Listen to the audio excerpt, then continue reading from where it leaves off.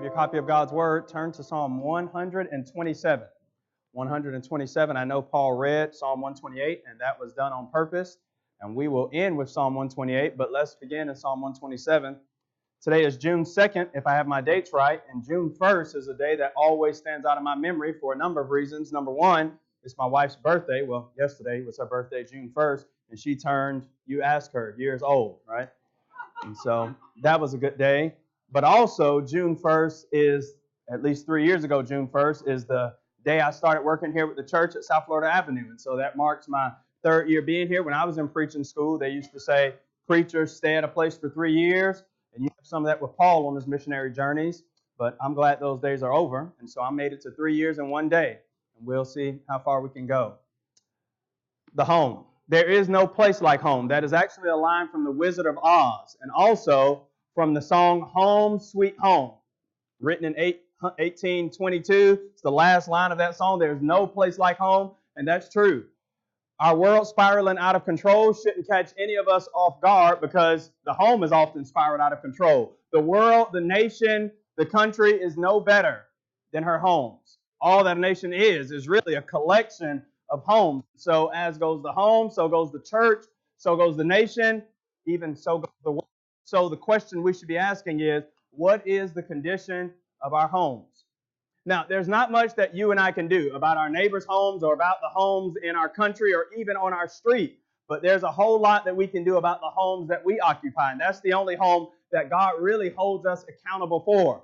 And so this morning, I just want to keep this question set before you. Is the Lord building your house? Is the Lord building your home? And we'll go through some things that show us whether or not this is true. If your Bible's open to Psalm 127, I want you to appreciate that it might be called above verse 1, the Song of Degrees or the Song of Ascents.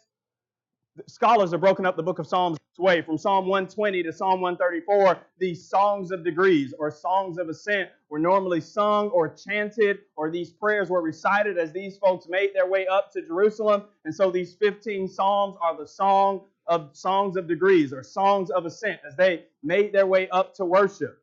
And right in the middle of these 15 psalms is the one we're going to study this morning on the home. And you just think about these families making their way up on this pilgrimage, and then they cite or they quote this prayer about family. One more interesting thing about this psalm before we begin, it's called, right in the same superscription, the Song of Solomon, or your translation may say a song for Solomon, and it really depends. The Hebrew could go either way, so let's just think about it. If it is in fact a song for Solomon, if David wrote it for Solomon, it's impressive. Because David was a man after God's own heart, and 1 Kings 2, 3 through 4 tell us that before he died, he said these words to Solomon. Son, behold, I go the way of all the earth. Be strong and show yourself a man and keep the charge of the Lord your God, walk in his commandments and statutes and judgments, that it might be well with you and you might prosper in whichever way you turn. If David, in fact, wrote it for Solomon, it takes on a special meaning because his dad is writing to him about, now this is how you have a spiritual home. But if, on the other hand, it is from Solomon, if it is a song for him, if it's his own psalm, if Solomon wrote Psalm 127, then it's also special. Because Solomon knew what it would be like to grow up in a home that was led and directed by God, but also, at the end of his life, Solomon knew what could happen to a man if his heart got turned away from God. 1 Kings 11, the first 8 verses talk about the fact that Solomon married many foolish women, outlandish wives, Nehemiah calls it, and they turned his heart away from the Lord. And the record is still out, or the jury's still out on whether or not Solomon repented. But if Solomon wrote these words, then they're written from a man who knows both sides of the coin, does he not? What it really means to have a mother and father who love the Lord and are trying to lead you that way, and what can happen to the person who fails to heed this advice. Except the Lord built the house, they labor in vain that build it. Except the Lord keep the city, the watchman wakes, but in vain. It is vain for you to rise up early, sit up late, and eat the bread of sorrows, for he gives his beloved sleep. Lo, children are an heritage of the Lord.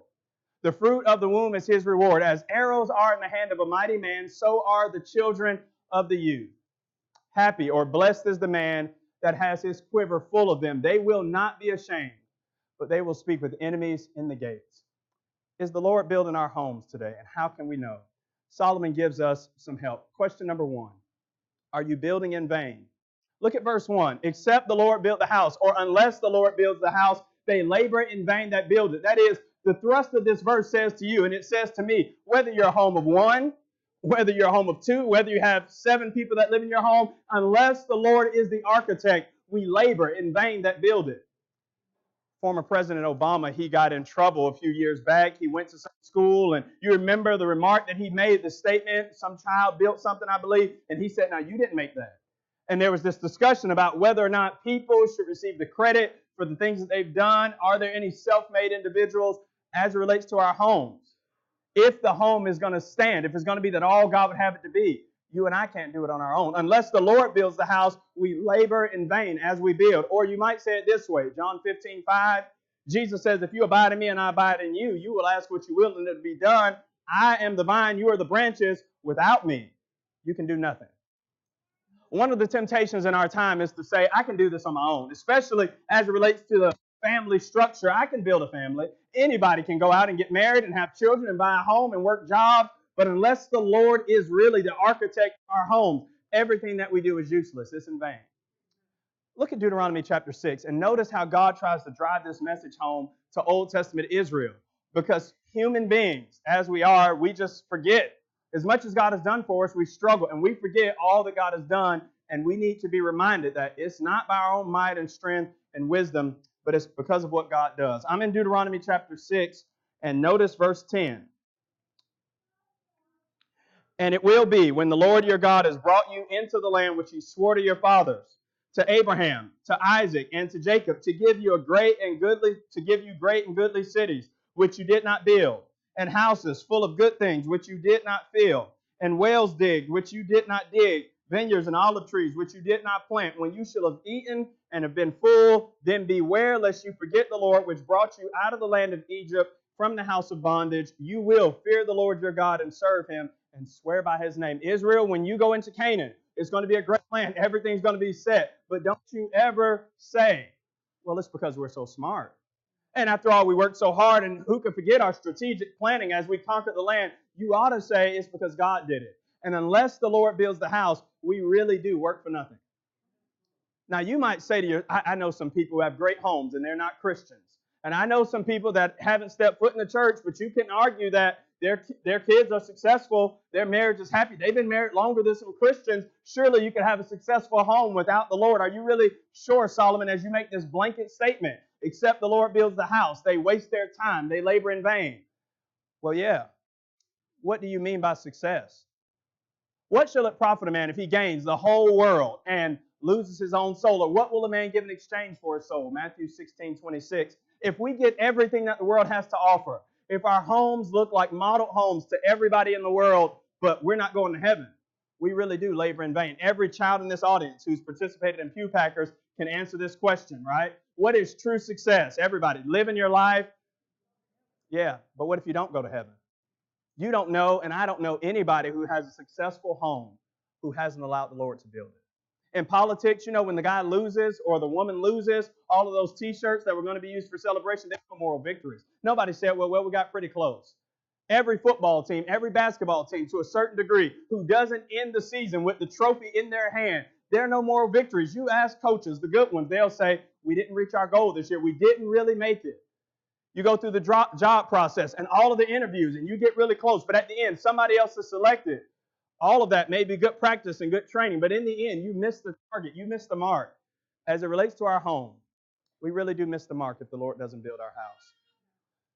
Take all of the family vacations your money can buy.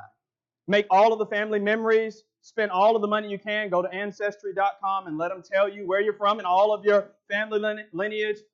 Keep trinkets and different ornaments that family members pass down. Do all of the things that you can and leave the Lord out. And Solomon says at the end of life, you've wasted time. You've sown much and bring in little. You eat, but you have not enough. You drink, you're not filled. You're clothed, but none's warm. And the person that earns wages, Haggai says they do it to put it into bags with holes. Haggai 1:6. And the same thing's true about our homes if God doesn't build our home. Unless the Lord builds our house, we labor in vain. So the question for us as we think about whether or not the Lord's building our home is, are you wasting your time? When Nehemiah was building the wall in the book of Nehemiah, they mock him and they say in Nehemiah 4 and verse 3, that wall's so puny that if a little fox ran up that wall, he would allow it to tumble down. And they were wrong about Nehemiah's wall. It was finished in 52 days, and it stood. But they're right about our homes. If God doesn't build our home, it's like little foxes. One sickness, one issue, one problem, and the whole family will crumble like a block of Legos. That's really the truth of the matter. If tragedy strikes our homes and we crumble, it is evidence to the fact that God hasn't built our homes. Jesus talked about building on two foundations, one on the rock and one on the sandy foundation, and they both look the same for the most part. The only time you can tell the difference is when the storms begin to beat and the winds begin to blow and the floods come up, Matthew 7:24-27, and that's when you know. But we shouldn't have to wait that late. We can know now if the Lord builds our house because we can answer this question. Is my house being ordered by the Lord? 2 Kings 20 and verse 1, it was said to King Hezekiah, set your house in order, for you'll die and not live. And that was immediate for Hezekiah. He was on the brink of death, but it's true for everybody. Get affairs in order with your family, because you won't live forever. And so may we do what we can to be sure that we don't waste our time and build in vain. If the Lord's built my house, I've got to answer this question. Am I building in vain? Am I doing all this work and doing all of these things, but ultimately for nothing? Question number 2. Oh, well, let's finish with Adam Clarke. Yeah, listen to what he says about the home. There is no success in spiritual or secular undertakings, but in consequence of the benediction of the Almighty. Clarke's point is, you don't succeed in anything unless the Lord pronounces a blessing on it. Unless the Lord says, I'm for you. A lot of people believe that they're on the Lord's side and they're for the Lord, but unless the Lord's on our side, we do it all for nothing. Proverbs 14:1 says, the foolish woman pulls down her house with her own hands. The Lord gives and the Lord takes away. The only way I can say my house is blessed is if the Lord blesses it. Question number 2. Are you burdened and exhausted? Now, I know you've worked all week, and so the answer to that question is largely yes, but in a broader sense, in your home, are you exhausted? Look at verse 2. It's vain for you to rise up early and sit up late to eat the bread of sorrows, because God gives His beloved sleep. I don't know when we bought into it. And listen, I bought into it as much as you have, and I need to repent of it. I don't know when we got the idea that busyness was a fruit of the Spirit.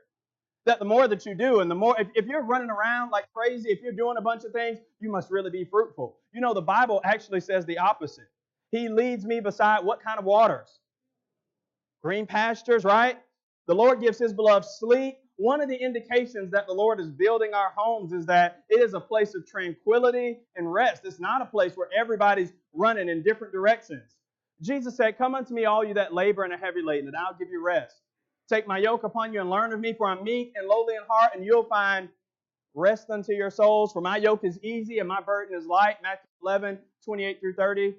I'm going to give you Jim Turner's favorite verse in the whole Bible. Mark 6:31. Jesus told His disciples, come apart and rest for a while, because they didn't even have enough place to eat. The Bible holds this out, that if I'm really God's person, I'm a person that can sit down and rest. Now, the Bible condemns laziness. There's no doubt about that. And the Bible holds up hard work as a virtue. God's people ought to be industrious. We ought to get out. We ought to do all that we can. But one of the lies that Satan feeds us is, oh, the Lord's really built your house if you work every overtime shift. If you say yes to every speaking engagement, if you do all of the things, if you pick up if you do all of these different things, you really are working for the Lord. Solomon says, one of the indications that the Lord is really not the one building our home is how exhausted we really are. The Bible says, whatever your hands find to do, do it with all your might. For there's no work, no labor to the grave where you're heading. Ecclesiastes 9 and verse 10. If a man doesn't work, he shouldn't eat. 2 Thessalonians 3:10. And while all of those passages are true, it is also true that the Bible condemns the overexertion of people that work and work and work as if we don't get it all done, it won't be done. And so I've got to do all of these things, meanwhile sacrificing my spirituality, because after all, I've got to provide for me. Jesus preached the Sermon on the Mount, and they were outside, and He told people to look up at the fowls of the air, look at the lilies of the field. They toil not, neither do they spin, and yet your heavenly Father sees that they're taken care of. Won't He also clothe you? Do you believe Him? If you do, it'll be evidenced by the fact that you're able to take time off and rest, because God gives His beloved, He gives His people sleep. He gives them rest. He gives them time apart from the busyness. Psalm 3 and verse 5 says, I laid down and slept, and the Lord awakened me because He sustains me. Proverbs 3:24 through 26 speaks of the wise man. And he says, I'm laying down and I'm not afraid of sudden desolation. I'm not worried about what's going to come upon me because the Lord directs my steps. He guides me, protects me. People whose homes are led by the Lord, they work as hard as they can. They're as wise as they can be with their finances. But you know what people that serve the Lord are able to say? People whose homes are built by the Lord, we're going to do our work, we're going to serve God, and we're going to pillow our heads at night trusting that God is the one who ultimately provides. I appreciate Paul's prayer. He talked about being still. Maybe we ought to try that. Maybe we ought to try to not buy into the hype of the world that we have to run in 20 and 30 different directions, all the while sacrificing our spirituality. Look at Psalm 46 and verse 10. Psalm 46 and verse 10.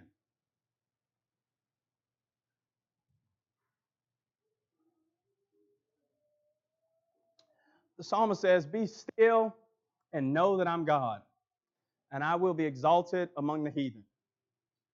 That entire psalm is about the fact that the world may be raging out of control, but God's person, the home that's built on the foundation of God, the people that live there, they can be still and know.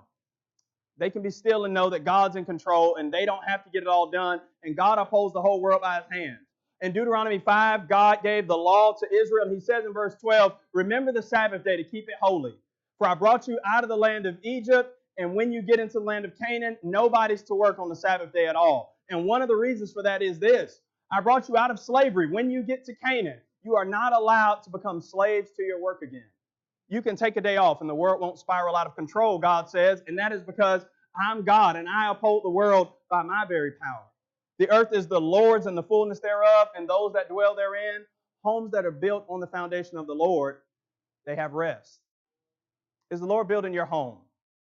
Are you burdened and exhausted and overworked? I can see your eyes. I can see. But God knows the heart. He can really tell who's exhausted spiritually.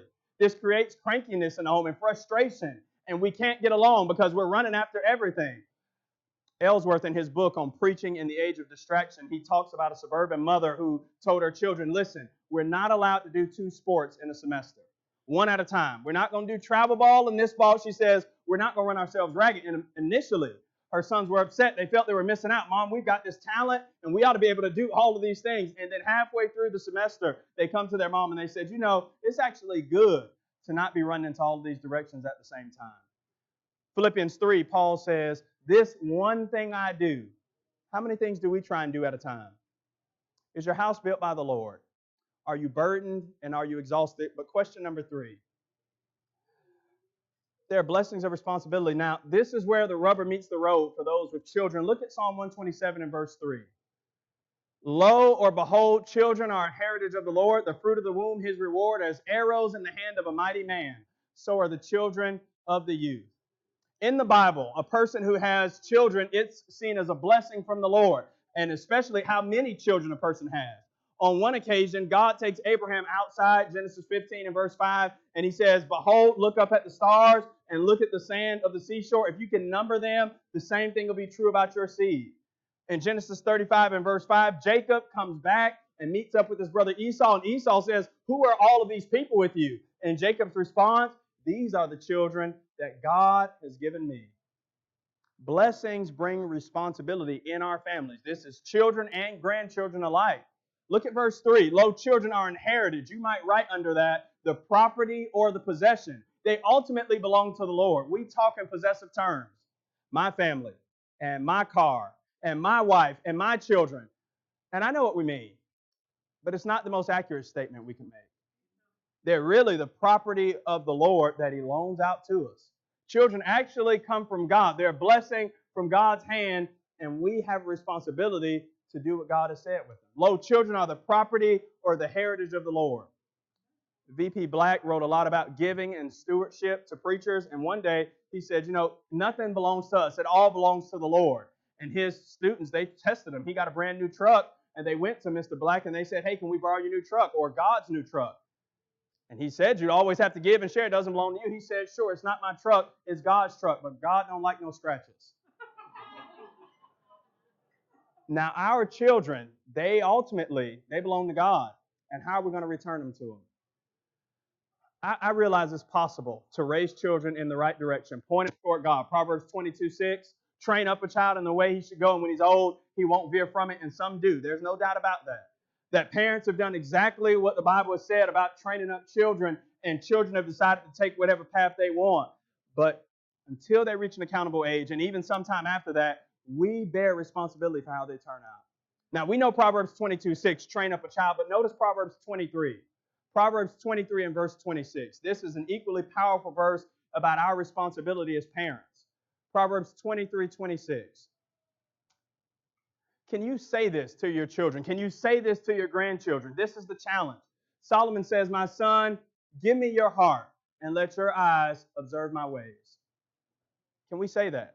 If you really want to be a Christian, if you really want to know what godly living is all about, give me your heart and look at the way that I do things. Let your eyes observe my ways.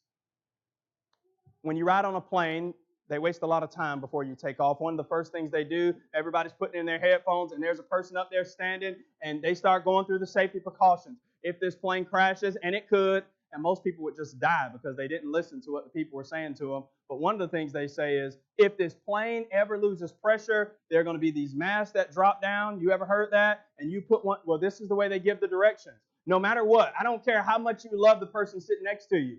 You always put on your mask first, and then you help the person next to you. Now, as it relates to spiritual training, you say, well, I really love my kids. I love my grandkids. I want my house to be built by the Lord. You make sure to be clothed in the armor of God first. Give me your heart. Let your eyes observe my ways. What do they see in us? Because that's what they're going to duplicate.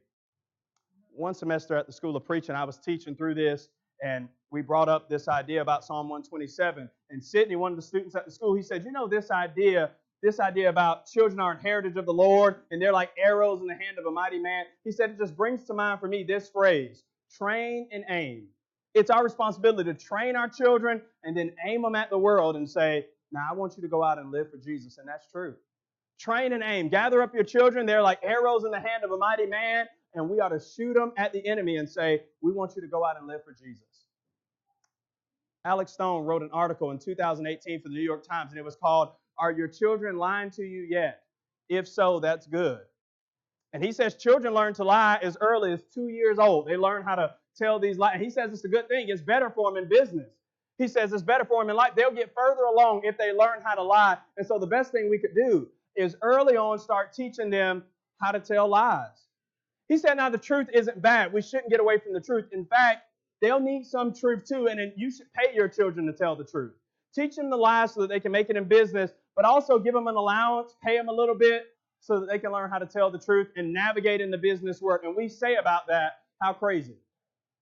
Why would you ever want to teach your children this? Why would you ever want to get them into the habit of saying things that aren't true? But you would have to give Mr. Stone credit, wouldn't you? At least he's got a plan. At least the world at large is saying, look, we want to lead them to hell, but we're going to scheme about it. We've got a plan. We've got an ordered structure whereby things ought to be done. Question, do we have plans for our family? Paul says in 2 Corinthians 2 and verse 11, we shouldn't allow Satan to gain an advantage over us. We are not ignorant of his devices. What's our plan? What a shame to have arrows and no aim. What a shame to be blessed with children and really have no plan. What if we teach our children how to play an instrument, musical instrument? What if they learn a foreign language and they study for the ACT and they're lettermen in sports and they never know how to get from earth to heaven? What if we think it's just going to happen by osmosis? Well, maybe if I just bring them around the Christians and I just bring them to worship services, maybe they'll catch it like they catch a cold. We know better. Lo, children are the property of God, and that is, we have a responsibility. Children are a blank canvas on which we are to paint the love of God, and God's going to hold us responsible for the condition that we return the children that He's given us to Him in. And we ought to think soberly about what are we doing with God's property. Do our children really know that we love God, and do we show them how to do that? Now, I want to talk to those of us with young families. This is true for everybody. And if you've raised your children already and you say, well, this sermon's 20 years too late, we don't mean to pour salt in your wounds, but surely you would agree that we should sound the alarm for those of us who are just getting started. Listen, if you've got a young family like me, if we're in this area, this is for us. The best time to do this, the best time to plant a tree is 30 years ago, right? But what about if you haven't done that? The best time to start is today. Those of us with young children, the best time to get serious about this, mom and dad, is right now. Your job's not more important than your kids. I don't care if it's a spiritual job. I don't care if it's preaching or being in it. It's not more important than your family. Your hobbies and your fun, all the things you want to do. This is the time now, and you can look on the faces of people throughout this audience who would give 30 lifetimes to go back and be right where we are, and they would say to you, don't blow it. I talk to a friend sometimes about the Bible, and he says, I wonder about faces in the judgment. You know how people are going to look, and what is going to be the look on certain kids' faces at the judgment when they hear these words, depart from me, you that work iniquity. I never knew you. Depart into the everlasting fire prepared for the devil and his angels. Can you see their faces as they look at their parents and they say, you never told me about it? I mean, maybe we went to church sometimes and sometimes we worship. We never did devos. You never told me that this was for all of the marbles, that this was about eternal life. You never drove that truth home to me. Can you see their faces as they go to hell together? Somebody says the worst thing to do is to go to hell, and the second worst thing is to take your children with you. We ought to say like Hannah in 1 Samuel 1 and verse 28, God's lent me these children, and as long as they're mine, they'll be lent to the Lord. Or Jehoshaphat in 2 Kings 11, verse 2 and verse 3, she hid Josiah from all of the difficulty in Jerusalem to preserve him to be holy. It's our responsibility to return God's children to him in the same condition, even better than he's given them to us as we direct their way toward heaven. I want you to look at Deuteronomy 6, and then we'll move on to the next point. But Deuteronomy 6 is a surefast curriculum for making sure that we do what's right with our spiritual responsibility. Deuteronomy 6, and let's just start in verse 4 because this is really where the context begins. Hear, O Israel, the Lord our God is one Lord, and you will love the Lord your God with all of your heart, and with all of your soul, with all of your might. And these words which I command you this day, they'll be in your heart. Now that's what we're supposed to do. Love God with everything we have. And once we do that, these words which I command you this day, they'll be in your heart, and you'll teach them diligently to your children. He didn't just say teach your children about God. He says teach them what I've taught you, to love God with everything that they have. Teach them to your children. Talk of them when you sit in the house, when you walk by the way, when you lie down, when you rise up. You will bind them for a sign in your hand. They'll be as frontlets between your eyes, and you will write them upon the posts of your house and on your gates. Somebody says, wait, that's Old Testament, and you're exactly right. And if they were to do that with the Old Testament law, how much more should we do it with the New? Everybody does Deuteronomy 6 through 9, by the way. Everybody in the world. But do we do it about the Word of God? We teach our children something when we walk by the way, when we lie down and when we rise up. We're driving something home to them about what's really most important in all the world, whether verbally or non-verbally. And I just want us to sit with this idea that children are the property of the Lord. And God says, you take my property and you do with it what I said. That is to teach them to love me for who I am. Responsibility comes when we have blessings from God. Finally, we can have boldness before outsiders. In verse 5, he says, happy is the man who has his quiver full of them, that is, of children. He'll not be ashamed, but he'll speak with the enemies in the gate. Now, that doesn't mean that the empty womb is cursed by God, or the person that can't bear children is cursed by God at all. But it does mean that those that have children bear responsibility. And he says if we get this right, the family arrangement as God would have it, we won't be ashamed before outsiders, but we'll speak with the enemies in the gates. In the ancient Near East, the gates, this is where business took place. And whoever you were, your reputation was known throughout the gates. Proverbs 31 and verse 23 talks about the virtuous woman, and her husband is known in the gates. Verse 31 of that same chapter says, give her credit throughout the gates. This person that does things right, they won't be ashamed before the enemies.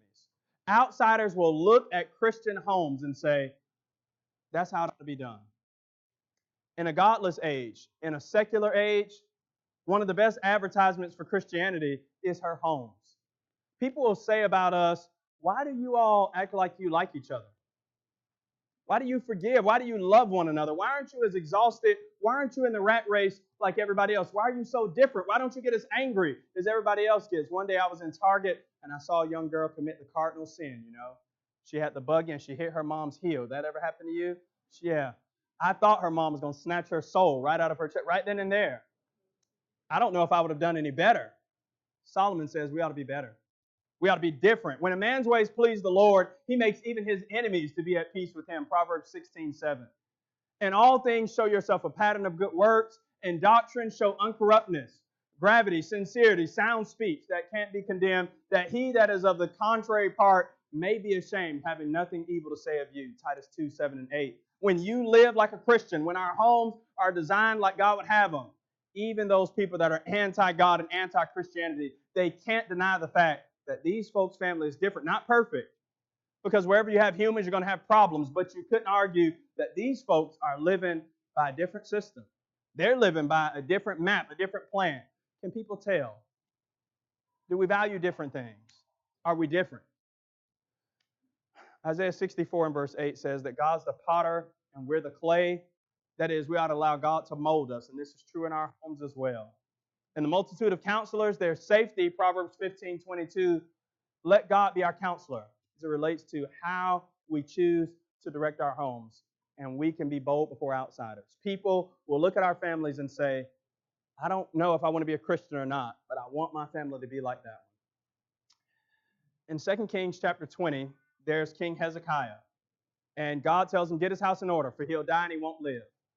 He begs God, and he gives 15 extra years added to his life in 2 Kings 20 and verse 6. And then some folks from Babylon come to Hezekiah, and they want to see the inside of his mansion and the inside of the temple. He shows them everything. And he shouldn't have. He did it in arrogance. And then the prophet Isaiah confronts him. And in verse 15 of 2 Kings 20, he says to him, what have they seen in your house? What have you shown these people? What have you allowed them to see? And then he pronounces the condemnation. I just want to close by lifting that question out of 2 Kings 20. What have they seen in our homes? Have they seen holiness exalted? Be holy, for I'm holy. Seen it emphasized, not simply, well, we're better than them. We don't do it like them. Every home ought to have this mindset. And I don't mean this in arrogance, but just in truth. Listen, we're us, and they're them. We love everybody. But what we do in our home, we do it because we're us. We're going to follow what the New Testament says. We're going to study the Bible and love Jesus Christ. We're us. And everybody else is them. We're going to be holy as God is holy. Doesn't matter what other people do. Doesn't matter what the other church members do or the other people even in the youth group do. Doesn't matter what all of the cool moms do. We're going to be holy. We'll set no wicked thing before our eyes. Psalm 101 verse 3. We're going to follow God. Have they seen forgiveness in our home? A lot of mistakes made in the home, but the greatest one is the failure to forgive. Husbands, do you forgive your wives? Wives, do you forgive your husbands? Children, do you forgive your parents? Do we forgive? Ephesians 4:32, be kind, tender-hearted to one another, forgiving, even as God has forgiven us. Are we kind? It's easier to be kind to the older lady crossing the street than it is for people that you would die for in your family. Did you know that? We bite each other's heads off, but we be kind to everybody out there in the world. Are we kind in our homes? Are we the kind of people that are patient and people that live their lives based on prayer? Do we have family cohesion? Is there a togetherness about us? How good and how pleasant it is for brethren to dwell together in unity. Psalm 133 and verse 1. And then do we have dedication? Do you say about the people in your home over whom you still have influence, so long as I have the opportunity, I won't let you go to hell? Not without a fight. I'm not going to let you just sort of string along and waltz along through life. I know you don't like all the choices. I know you don't like all the decisions. I know you'd rather not be here. And in patience and in kindness, I'm going to ask you, have you been studying the Bible? Hey, what have you read lately? And what have you gotten out of the sermon? What can I be praying for you about? We're going to be dedicated. So likewise, whosoever there be of you that forsakes not all that he has, he can't be my disciple. Luke 14:33. That's got to be the attitude in our homes. And Solomon says, if you do that, the Lord's built your house. I had Paul start out with Psalm 128 on purpose because it seems to me like that is the conclusion of Psalm 127. After Solomon writes what he writes, you plunge right into Psalm 128, and he starts talking about, in my opinion, the conclusion of the person that does everything in Psalm 127. The wife's blessed, the children enjoy it, there's peace in Israel, blessed is the man that fears the Lord and walks in his way, and that can be of every home and in every place where we allow the Lord to build our house. I think Solomon wrote Psalm 127, and I don't know when he wrote it. Maybe he wrote it as a young man, just remembering what David had taught him about being faithful to God. But maybe he wrote it as a bitter old man, as he looked back and saw all that could have been for him. Whenever I get around older preachers, I like to talk to them about what would you do if you could do it over? If you could do it again, if you were a younger preacher every time, if we have a gospel meeting, I go somewhere, I want to sit down with an older preacher and say, what would you do if you were me? Where would you start? What could you change? And one time I did this with a man. I was at Polishing the Pulpit last year, and I said, listen, I know I didn't give you a lot of time to think about this, but I always do this. What would you do if you were starting over again, if you were me? And he said, well, you didn't have to give me any time to think about it. I already know what I would do. He says, Hiram, I want you to sit down now, and I want you to look out. And I want you to see a 70 and an 80-year-old Hiram, and I want you to say to him, I did it for you. I was faithful to my wife and to my children. I was faithful to my family. He says, you don't want to be an old, bitter man. You don't want to be a man with regrets. You don't want to say what might have been. I want you to look out into the future, and I want you to say to Hiram, I want you to see him, and I want you to tell him, I got on my knees at night. I played with the kids. I did it for you. I put books down. I sacrificed. I did whatever I had to do. And Hiram, I did it for you. And Solomon says, blessed is the man that does these things. Except the Lord built the house, we really do labor in vain. We really do waste our time if we don't allow the Lord to build it. The most important house is the house of God. Maybe you need to become a Christian. Listen, you can't turn back the time. If you've done the best that you could, that's all you can do. But everybody can be a Christian, regardless of what has happened in our physical families. We can be a part of the spiritual family of God. Jesus says this is how it's done. He that believes and is baptized shall be saved. He that does not believe, he'll be condemned. Be a Christian. Be a part of the family of God, and then allow that to have a ripple effect in your physical family. Maybe you need prayers for your family today. Maybe you want to be a better husband, better son, daughter, wife, grandfather, grandmother. There's power in prayer, and we ought to pray about it. If you're struggling with it, these elders love families. They want us to have spiritual families. This church, South Florida Avenue, is no stronger than our families. If we can pray with you, we can pray for you. Jason's going to lead us in a song. If this is your invitation, come now as together we stand and as we sing.